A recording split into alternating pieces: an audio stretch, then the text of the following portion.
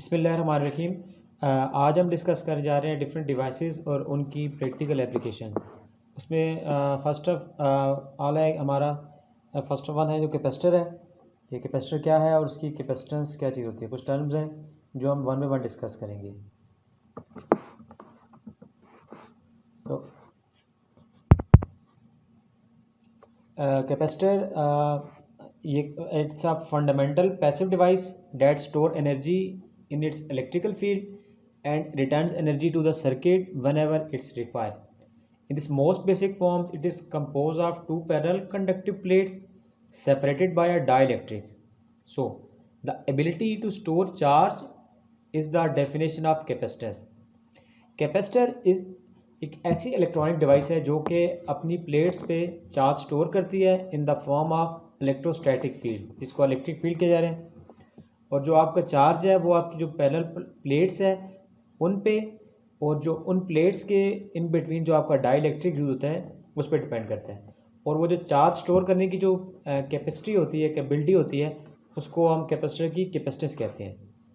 ये फार्मूला है, the ability to store electric charge. So the amount of charge that a capacitor can store per volt across its plates is known as its capacitance. जो its formula है C is equal to Q by V. In case आपके पास दो parameters given हो तो आप capacitance किसी भी कैपेसिटर की निकाल सकते हैं, और इट्स की यूनिट्स आपकी फैरेड में होती है। और बाय यूजिंग अगेन अगर आपने चार्ज निकालना हो तो Q is equal to C by V से आप फाइंड आउट कर सकते हैं। जैसे इसकी एग्जांपल गिवन है कि एक आपके पास कैपेसिटर है जो कि आपका 22 माइक्रोफैरेड का है, और उसके साथ आपने 12 वोल्ट्स की सप्लाई लगाई हुई है, तो उसका चार्ज कितना होगा। So Q is equal to C into V, 22 micro into 10, it's 220 microcoulomb. इसकी एक अनदर एग्जांपल ये आपके सामने गिवन है कि आप ये इमेजिन करें कि आपके रबर बैंड्स हैं जो कि इस बॉटल में अंदर कम्प्लीटली फिल्ड हैं, या इसमें कोई कैपेसिटी थोड़ी बहुत है आपके रबर बैंड स्टोर करने की। सेम एज इट इज़ आपके कैपेसिटर की ये चीज़ है कि अब वो अपना चार्ज कितना स्टोर कर सकता है, उसी को आप उसकी कैपेसिटी कहते हैं। सो अगर आपकी बोतल का साइज़ बड़ा होगा इट्स मीन कि इसमें कैपेसिटी ज़्यादा होगी। सेम एज इट इज़ आप ये कह सकते हैं कि जैसे जैसे कैपेसिटर्स की कैपेसिटी बढ़ेगी तो उसमें चार्ज ज़्यादा स्टोर होगा। इसकी ऐसे यूनिट जो आपके फेरेड है, 1 farad is the amount of capacitance when 1 coulomb of charge with 1 volt across.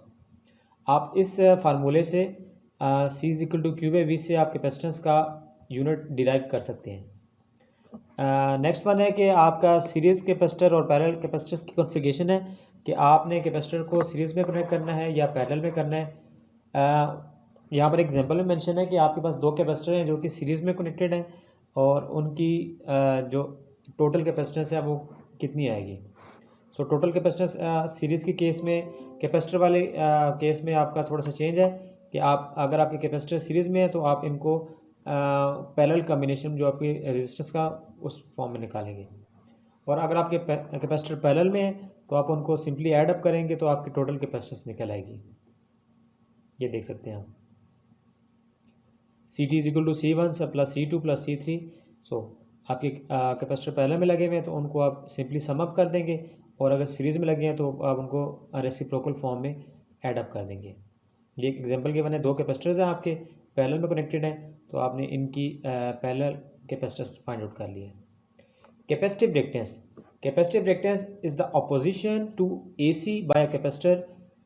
अब आपका जो कैपेसिटर है वो AC को ब्लॉक करता है, ये टर्म यूज़ की जा रही है। इट्स मीन कि आपके जो हाई फ्रीक्वेंसी है उस पे कैपेसिटर की जो कैपेसिटिव रिएक्टेंस है वो ज़ीरो हो जाती है। अभी हम देखते हैं आगे कि कैपेसिटिव रिएक्टेंस क्या होती है। इस फार्मूले से देखें XC is equal to 1/2πfc।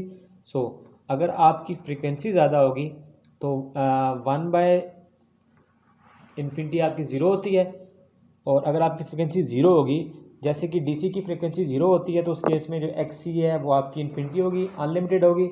सो आप इसको अभी एनालाइज कर सकते हैं कि AC के केस में आपकी कैपेसिटिव रिएक्टेंस कम से कम होती है और DC के केस में आपकी इनफाइनाइट होती है।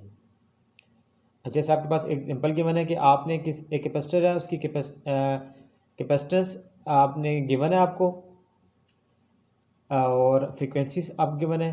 तो आपने उसकी रिएक्टेंस फाइंड करनी है। इस अबव फार्मूले में पुट करके उसकी कैपेसिटिव रिएक्टेंस आप निकाल सकते हैं और ये आपकी ओम में होगी। इस तरह आपकी जो फेज शिफ्ट वाली टर्म यूज़ की जाती है कि कैपेसिटर में, आप कैपेसिटर वाले केस में आपके वोल्टेज और करंट के बीच में 90 डिग्री का फेज डिफरेंस होता है।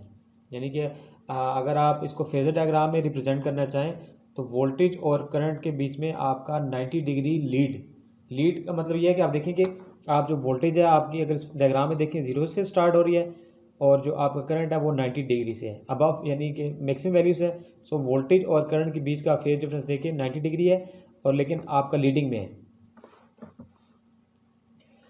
कैपेसिटर की पावर किस तरह निकाल सकते हैं? आपकी जो इसमें कैपेसिटेंस जो चार्ज स्टोर करने की जो कैपेबिलिटी है, यानी जो एनर्जी स्टोर कर रहा है वो during the portion of AC cycle एक साइकिल में स्टोर करता है और नेक्स्ट साइकिल में ये आगे सर्किट को डिलीवर कर देता है। सो अब यहाँ पर समराइज़ किया जा रहा है कि वोल्टेज और करंट के बीच में आपका 90 डिग्री फेज डिफरेंस होता है और जिसकी वजह से आपकी जो पावर है वो आपकी डिसिपेशन नहीं होती और आपकी एनर्जी जो स्टोर होती है वही आपकी रिटर्न हो जाती है। So the rate at which a capacitor store और return energy is called reactive power. अब यहाँ पर दो न्यू टर्म्स आ रही हैं, रियल पावर और रिएक्टिव पावर। और रिएक्टिव पावर वो होती है कि इन केस में आपका जो रिएक्टिव कंपोनेंट्स हैं वो इंक्लूड होते हैं और देन आपका जो सर्किट एलिमेंट है वो अपने पास पावर स्टोर करके देन आगे उसको डिलीवर करते हैं। खैर अभी हम बात करते हैं कि यहाँ पर आपके इलेक्ट्रॉनिक्स में, कि इलेक्ट्रॉनिक्स क्या है कि आपका द ब्रांच ऑफ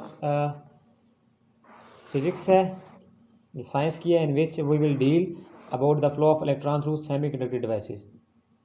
सो ये आपका बोहर मॉडल है जिसमें बताया जा रहा है कि आपके इलेक्ट्रॉन और प्रोटॉन की तादाद इक्वल होती है और जो आपके इलेक्ट्रॉन है वो टाइटली बाउंड होते हैं और अपने ही रिक्वायर्ड ऑर्बिट्स में मूव करते रहते हैं। कंडक्टर एक ऐसा मटेरियल है जिसके आउटर मोस्ट ऑर्बिट में सिंगल इलेक्ट्रॉन होता है। कंडक्टर एग्जांपल सिल्वर, कॉपर डिफरेंट्स हैं।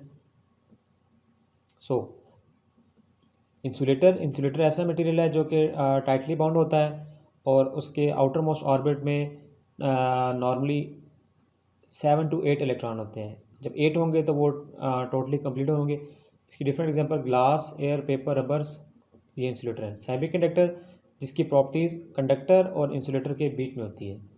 सो इसके आउटर मोस्ट ऑर्बिट में 4 इलेक्ट्रॉन्स होते हैं और आप इसको इसकी बॉन्डिंग जो कि कोवलेंट बॉन्डिंग है, आप ये आप ऊपर वाले फिगर में एक सिंगल क्रिस्टल गिवन है सेमी कंडक्टर का और ये आपके डिफरेंट क्रिस्टलाइन फॉर्म में है।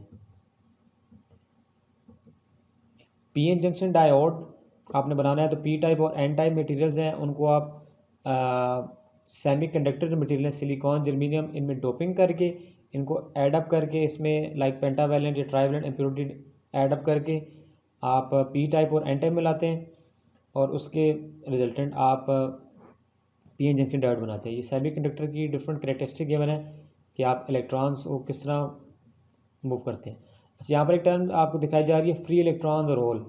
होल्स वो जगह होती है जहाँ से आपका इलेक्ट्रॉन स्किप करता है और फ्री इलेक्ट्रॉन जो होता है जो आपका इजीली मूव कर सकता है। सो इलेक्ट्रॉनिक करंट या इलेक्ट्रॉन करंट वो होता है कि जो आपका इलेक्ट्रॉन जो फ्री इलेक्ट्रॉन होता है उसके थ्रू मूव करता है। होल करंट वो होता है कि जो आपके जहाँ पर आपके होल्स होते हैं और उन होल्स की वजह से उनको होल कवर करने के लिए आपका जो चार्जेस का जो फ्लो है वो आपका होल करंट होता है। इस तरह दो टाइप्स की इम्प्योरिटीज़ हैं, पी टाइप और एन टाइप। एन टाइप जो आपके सेमी कंडक्टर हैं, ठीक है, उनमें आपके मेजॉरिटी जो चार्ज कैरियर्स आपके इलेक्ट्रॉन्स होते हैं, माइनॉरिटी चार्ज कैरियर्स आपके होल्स होते हैं। इसको बनाने के लिए सिलिकॉन या जर्मेनियम को आप पेंटावैलेंट इम्प्योरिटी के साथ डोप करते हैं। पेंटावैलेंट इम्प्योरिटी आपके फास्फोरस, आर्सेनिक, एंटीमनी, बिस्मथ है। इसमें आप इनकी डोपिंग करते हैं और उस केस में आपको एक फ्री इलेक्ट्रॉन मिल जाता है और देन आप उस फ्री इलेक्ट्रॉन को यूटिलाइज़ कर सकते हैं।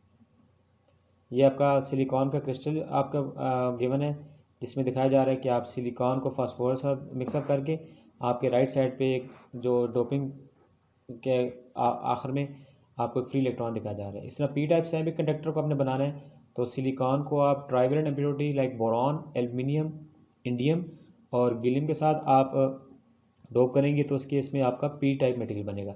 और पी टाइप में अब आपके मेजॉरिटी चार्ज कैरियर्स आपके होल्स होंगे और माइनॉरिटी चार्ज कैरियर्स आपके इलेक्ट्रॉन्स होंगे। ये सेम आप इसमें देखें, आप होल क्रिएट हो गए। अब पी टाइप और एन टाइप मटेरियल को आप आपस में प्रोसेस है डिफ्यूजन का, उसके थ्रू आप इनको जब रीअरेंज करते हैं तो आपका एक पी एन जंक्शन क्रिएट होता है। और उस पी एन जंक्शन की वजह से आपके होल्स और इलेक्ट्रॉन एक दूसरे में मर्ज होते हैं, जिसके रिजल्टेंट में आपका यहाँ पर एक बैरियर क्रिएट होता है। और जो आपकी एक थिन रीजन होता है जिसकी वजह से आपकी एक बाउंड्री बन जाती है, जिसको हम डिप्लेशन रीजन भी कहते हैं, जिसको हम बैरियर पोटेंशियल भी कहते हैं, जिसकी वजह से आपके इलेक्ट्रॉन्स और होल पी और एन रीजन में मूव नहीं कर सकते। और जब आपका ये जंक्शन बन जाता है उसके बाद जो आपके इलेक्ट्रॉन्स होते हैं जो कि पी टाइप रीजन में होते हैं वो होल्स में मिक्सअप हो जाते हैं, और जो होल्स होते हैं वो नेगेटिव आयन के साथ मिल जाते हैं, और उसकी वजह से आपका एक थिन रीजन बन जाता है जिसमें आपके फ्री चार्ज कैरियर्स होते हैं। और ये जो आपका चार्ज कैरियर्स होते हैं ये आपकी बैरियर पोटेंशियल क्रिएट करते हैं, जो कि सिलिकॉन के केस में 0.7 वोल्ट होता है और जर्मीनियम के केस में आपका 0.3 वोल्ट होता है। अब डिप्लेशन रीजन ये क्या चीज़ है?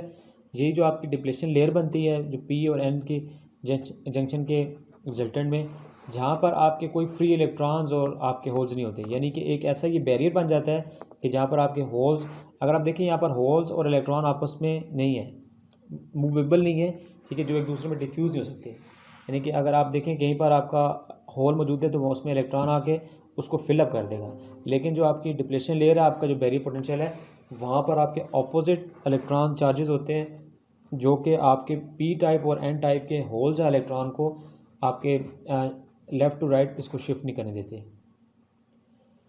A potential is built up called the barrier potential that prevents further charges migration. Startup में जब आप पी टाइप और एन टाइप को बनाते हैं तो आपके कुछ होल्स और इलेक्ट्रॉन आपस में डिफ्यूज़ होते हैं, कुछ पी में जाते हैं, कुछ एन में जाते हैं। लेकिन एक टाइम ऐसा आता है कि जब आपके होल्स और इलेक्ट्रॉन की डिफ्यूजन ख़त्म हो जाती है और उसके रिजल्टेंट आपका बैरियर पोटेंशियल बनता है। बैरियर पोटेंशियल वैसे क्या चीज़ है? ये एक इंपॉर्टेंट टर्म्स है। The force between the opposite charges form a field of force called the electric field. अब बैरियर पोटेंशियल आपको एक फील्ड क्रिएट कर देते हैं जिसकी वजह से आपके होल इलेक्ट्रॉन एक दूसरे पी और एन टाइप में मिक्सअप नहीं हो सकते। This electrical field is a barrier to movement of charge carrier. और ये कैसा बैरियर है? जिसकी वजह से आपके जो मेजॉरिटी चार्ज कैरियर्स हैं या माइनॉरिटी हैं वो आपके क्रॉसिंग नहीं कर सकते। The potential difference of the electric field across the depletion region is the amount of voltage required to move the electron through the electric field. This potential difference is called the barrier potential and its value is in volts. अब जो आपका depletion region बन गया जिसको आपने barrier potential का नाम दिया है, अब इसके कुछ बैरियर वोल्टेजेस हैं जो कि मैंने आपको बताया था कि सिलिकॉन के केस में 0.7 वोल्ट हैं और जर्मीनियम के केस में 0.3 वोल्ट हैं। अब जब तक आपके 0.3 वोल्ट या 0.7 वोल्ट जो आपका बैरियर क्रिएट हुआ है, जब तक इससे वोल्टेज ज़्यादा नहीं होंगे तो आपका जो करंट है या आपके जो कैरियर्स हैं फ्लो नहीं करेंगे। सो आपको इस बैरियर को क्रॉस करने के लिए इससे ज़्यादा वोल्टेज चाहिए होंगे। इस केस में आपका जो चार्ज कैरियर्स हैं वो P to N type move करेंगे और इसी को हम फॉरवर्ड बाइसिंग कहते हैं। अब इस डायग्राम में आपको ये चीज़ दिखाई जा रही है कि आपका ये जो सेंटर वाला आपका एरिया है डिप्रेशन रीजन वाला, कि यहाँ पर आपके कोई चार्ज कैरियर्स नहीं होते। मीन्स कि आपका इस वाले रीजन में जो आपका बैरियर पोटेंशियल है, आप ये देखें, अगर आप इसके लेफ़्ट या राइट साइड पे पी टाइप या एन टाइप जो मटेरियल है तो उसमें आपके मेजॉरिटी चार्ज कैरियर्स या माइनॉरिटी चार्ज कैरियर मौजूद होंगे, लेकिन जो बैरियर पोटेंशियल वाला रीजन है इसमें आपके कोई इस तरह का चार्ज कैरियर नहीं होगा। The N region tends to have filled valence shell bond and then shielded by this electron. यानी कि अगर आपका एन टाइप मटेरियल है तो उसके ऑपोजिट साइड पे यहाँ पर आपका पॉजिटिव यानी होल होंगे। सो आप पी और एन टाइप से आपने क्योंकि जो डायोड बनाया उसकी प्रैक्टिकल आपकी अब इम्प्लीमेंटेशन और इसकी एप्लीकेशन आ रही है। A diode is a semiconductor device with a single PN junction and a metal connection to the leads. ये इसकी डायग्राम्स हैं और इस टाइप की सिंबल्स आपकी हुई है। और ये आप इसका क्या काम है कि ये एक सिंगल डायरेक्शन में आपका करंट को फ्लो करता है। So the perfect diode would be a perfect conductor in one direction that is forward bias. So in another direction it's a reverse bias, it's a like a insulator. ये diodes की different symbol जो कि आप अगर experimental use करते हैं for experiments के लिए, ये डायोड का सिंबल है। प्रैक्टिकल एप्लीकेशन में ये इस तरह गिवन है। और जिस साइड पे आपका ये स्ट्रिप से बनी हुई है सिल्वर कलर की, ये आपकी कैथोड साइड है और दूसरी वाली आपकी एनोड साइड है। So no electron move through the PN junction at the equilibrium state. So जब आप इसको डीसी वोल्टेज अप्लाई करते हैं तो इस डीसी वोल्टेज की अप्लाई की वजह से, जिसको हम बाइसिंग कहते हैं, तो आपका डायोड्स दो ऑपरेशन में काम करता है, एक फॉरवर्ड बाइस में और एक आपका रिवर्स बाइस में, जिसकी एग्जांपल आपके सामने ये एक गिवन है कि फॉरवर्ड बाइस में क्या होता है कि आपका जो डायोड्स है वो आपके करंट को अलाउ करता है, कैरियर्स को फ्लो करने की परमिशन देता है, आपका बैरियर पोटेंशियल उसकी विड्थ कम हो जाती है और इलेक्ट्रॉन आपके फ्लो करना शुरू करते हैं। अब फॉरवर्ड बाइस किस केस में होता है? जब आप एनोड और कैथोड के जो पीएन जंक्शन है उसको एक्सटर्नली आप सप्लाई या वोल्टेज देते हैं, डीसी वोल्टेज देते हैं, तो उस केस में आपका डायोड आपका ऑपरेट करता है। जो बैरियर आपके वोल्टेजेस हैं, जब तक आपके बाइसिंग वोल्टेज उस बैरियर से ज़्यादा नहीं होंगे तो आपका डायोड कंडक्ट नहीं करेगा। फॉरवर्ड बाइस में देखें, अब ये आपके पास इसकी इंटरनल आपकी इसकी वर्किंग दिखाई जा रही है कि जब डायोड आपका फॉरवर्ड बाइस होगा तो जो आपका इलेक्ट्रिकल फील्ड है जो या डिप्लेशन विड्थ है, डिप्लेशन जो आपका रीजन है उसकी विड्थ कम हो जाएगी और जिसकी वजह से क्या होगा कि आपके जो कैरियर्स हैं वो आपके फ्लो करेंगे, यानी आपका करंट फ्लो करेगा। Net electric field is now reduced due to forward bias. So electron and holes cross here from this region and junction current flow. So अब इसकी वजह से आपकी डिप्लेशन विड्थ पे क्या फ़र्क पड़ेगा? जब आप स्टार्ट में बाइसिंग नहीं देंगे तो डिप्लेशन विड्थ ज़्यादा होगी, डिप्लेशन आपकी रीजन की या बैरियर पोटेंशियल की।